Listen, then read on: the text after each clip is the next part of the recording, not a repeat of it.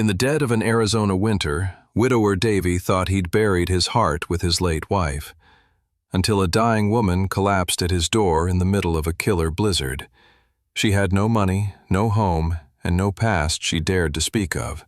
But the moment she held his baby girl, something shifted in that lonely cabin, something Davy never expected.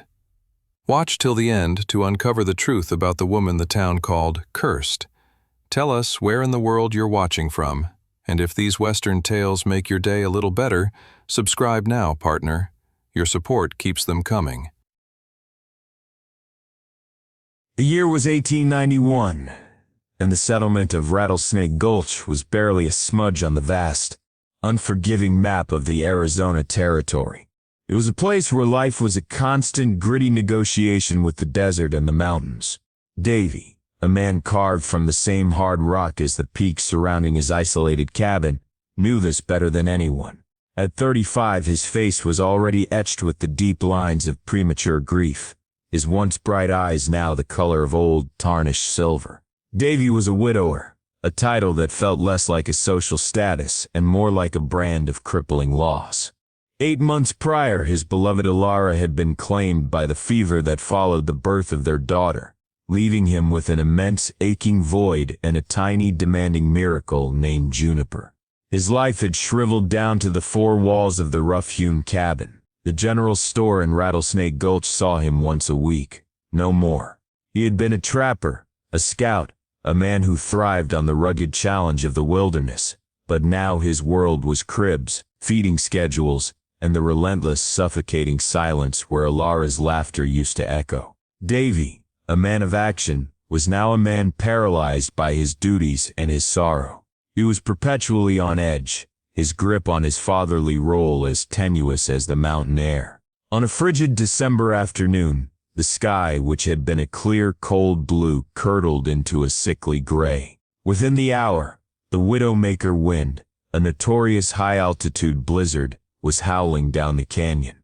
It was a snowstorm born of pure malice, the kind that killed men 10 feet from their own doorsteps. Davy was stirring the last of the salted jerky in a skillet.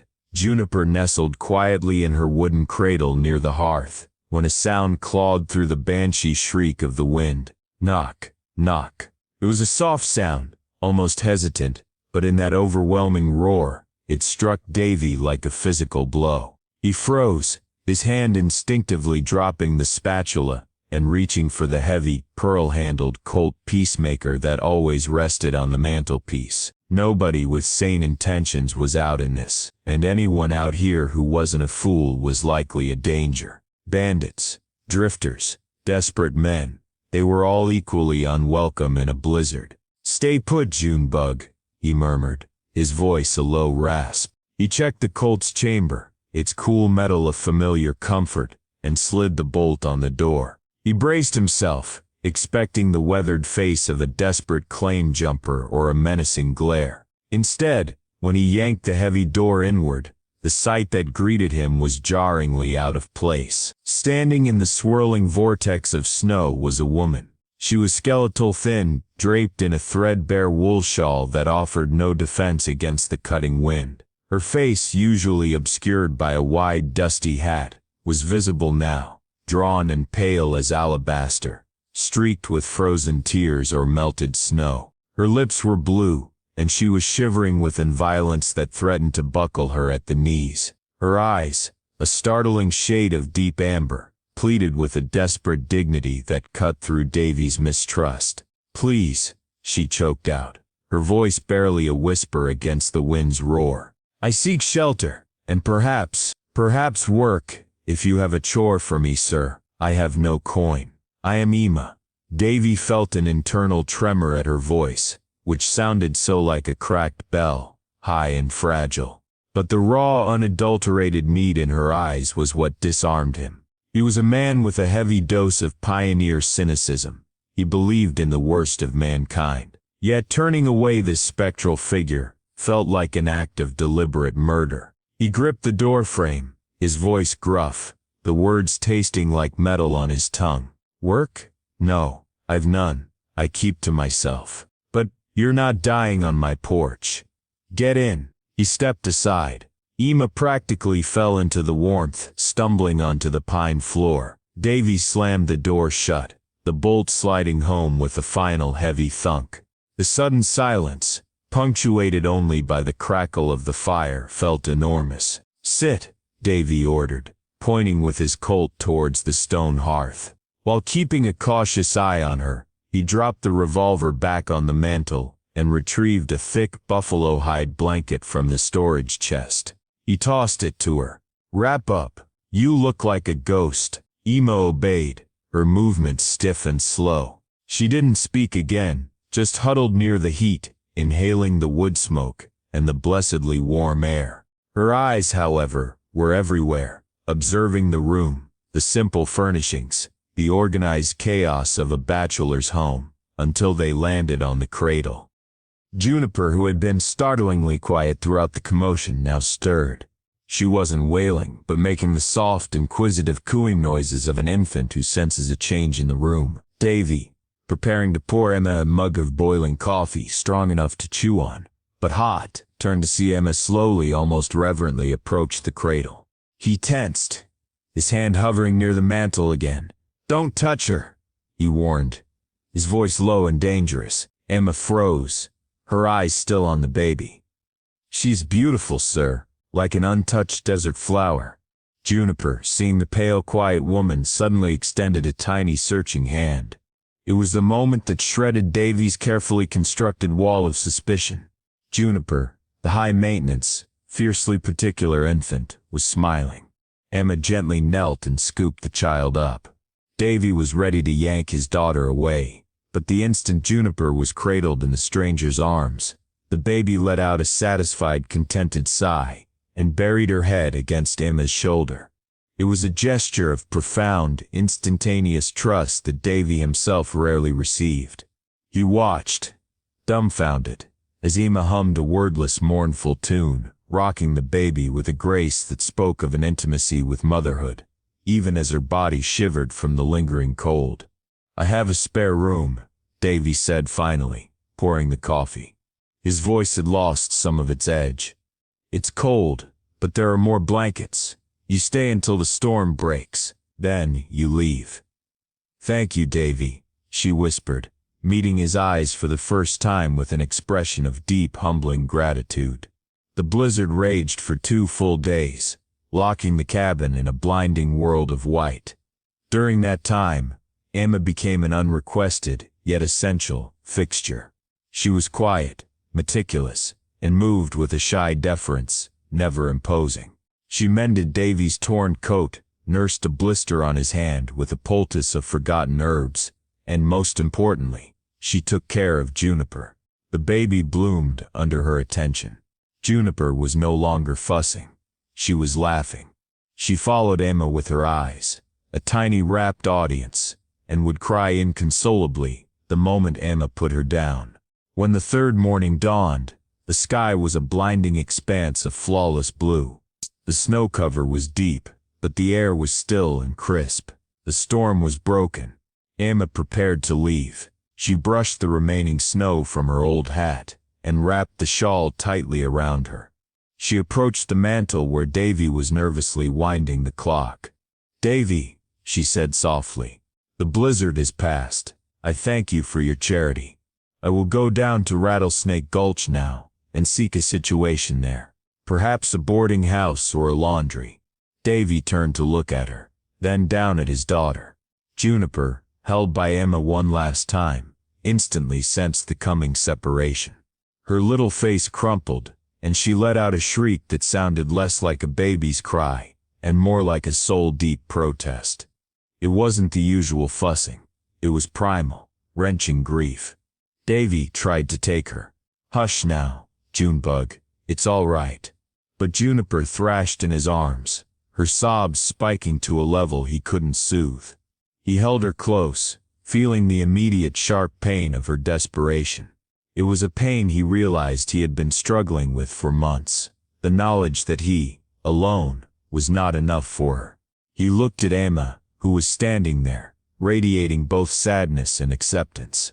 The bond was undeniable, and it terrified him.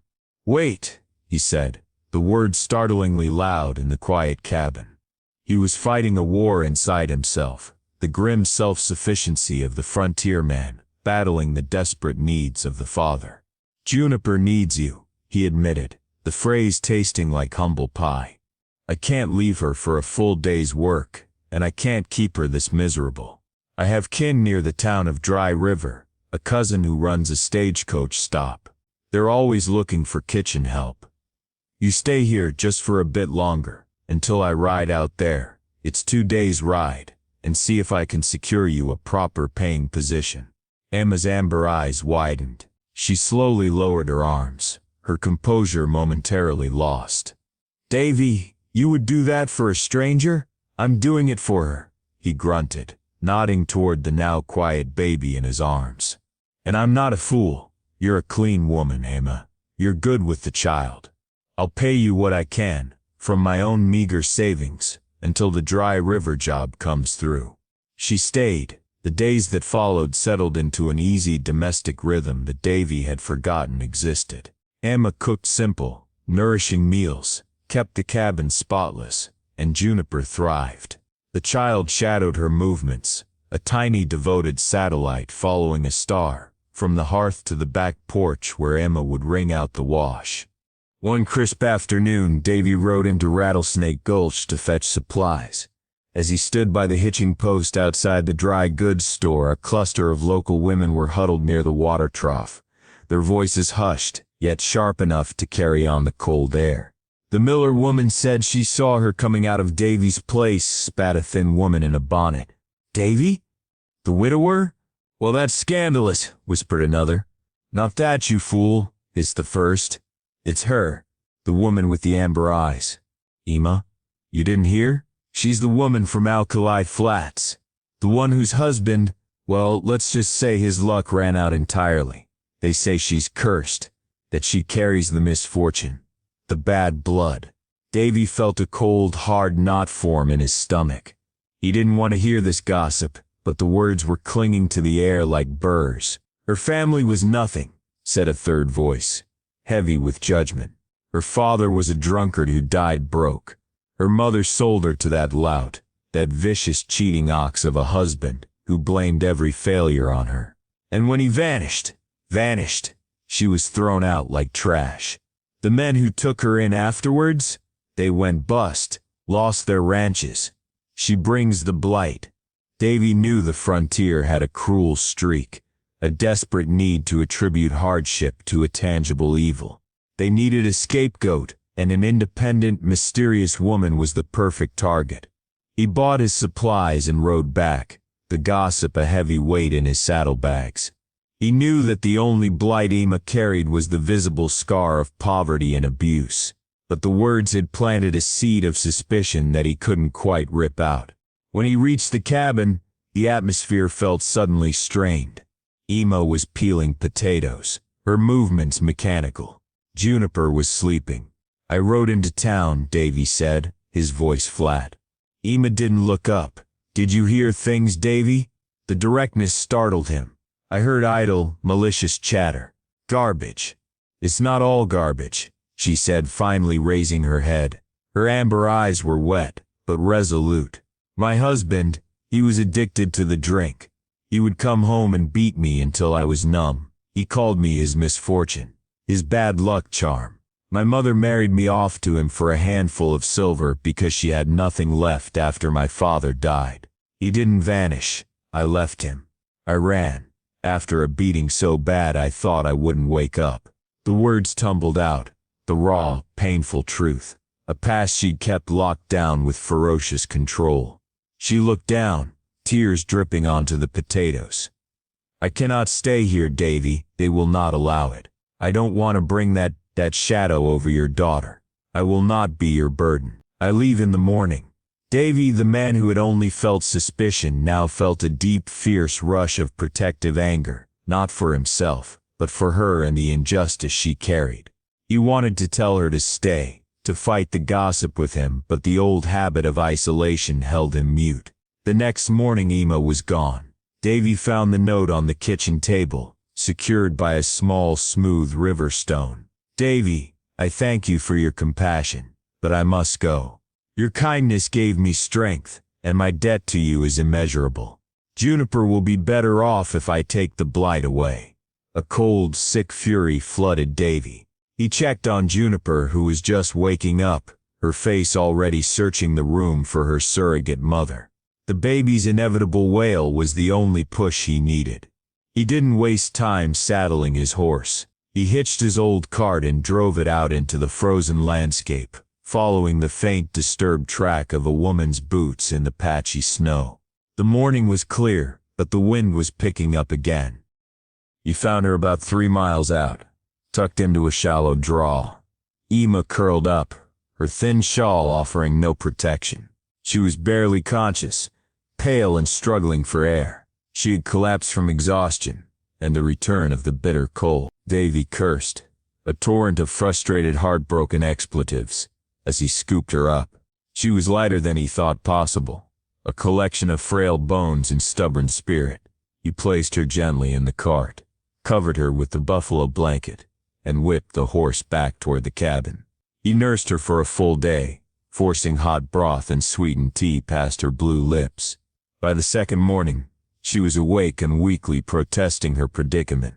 "Why, Davy? Why did you bring me back?" "Because you're a stubborn fool, Emma," he said, his voice laced with the grit of true feeling. "And because I don't abandon my own." You left it at that, but the look in his eyes, a flicker of something that had been dead since Alara's passing, spoke volumes. The confrontation came 3 days later.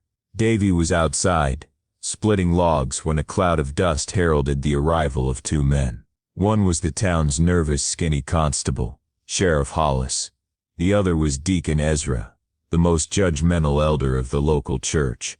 Sheriff Hollis cleared his throat, adjusting his hat. "Davy, we got a complaint from the good folks in town." "About what?" "My woodpile." Davy leaned on his axe, his silver eyes narrowed. "About her, Davy," said Deacon Ezra, pointing a sanctimonious finger toward the cabin. "This woman, Emma. You can't just harbor a woman of that reputation without the sanctity of marriage. It's an insult to the memory of your late wife and the corruption of the child." Davy felt the pressure of community judgment, finally snapped the last of his carefully guarded reserve. His grip tightened on the axe handle. "Sanctity?" Davy's voice was low, lethal. "Where was your sanctity, Deacon, when she was starving in a blizzard? Where was your charity when her own husband was beating her to a pulp? No one offered her shelter. No one offered her a job. No one offered her a crumb of kindness. But now that I have, you drag your miserable hides up here to point a finger at my door." He stepped forward, his eyes burning with a righteous fury that surprised even himself. "The only person corrupting this child is the fear and malice you preach, Deacon. She is the best thing that has happened to my daughter since her mother died, and she is the only thing keeping my little girl smiling." He turned and strode back into the cabin. Emma was standing near the crib, her face a mask of shame and fear, tears streaming again. Davy walked directly to her, took her hands, rough, calloused hands, and looked her dead in the eye. "Emma," he said, loud enough for the 2 men outside to hear clearly. His heart was hammering a furious rhythm against his ribs, but his voice was steady, filled with a sudden, astonishing clarity. "They want marriage to make it right in their eyes. I don't care about their eyes. I care about mine, and I care about our girl's happiness, and I care about keeping you safe and warm for the rest of your life." He pulled her closer. "Marry me. Not for them. For us. For Juniper. Say yes." Emma's tears stopped. The surprise in her amber eyes was slowly replaced by a dawning, tremulous hope, a look that mirrored the one the baby gave her every morning. "Yes, Davy," she whispered, her voice husky. "God help me, yes." Davy stepped back out, his arm around Emma's waist, her body rigid with nerves. "Sheriff," Davy announced, his gaze piercing the self-satisfied face of Deacon Ezra. "I asked her. She said yes. You got your legal loophole. Now you ride back to town and tell them that Emma has not brought misfortune to this house. She has brought life, and anyone who comes up here to harass my wife or my daughter will deal with the barrel of my Colt." The sheriff, sensing the sudden shift from domestic drama to lethal threat, stammered a quick agreement and retreated. A day later, Davy and Amos stood in their small sunlit cabin, the ceremony performed by a justice of the peace who was passing through. It was simple, quiet, and profound. The only witness was Juniper, who giggled from her cradle throughout the entire exchange of vows. When the justice was gone, Davy turned to Emma, who was still wearing her patched dress and shawl.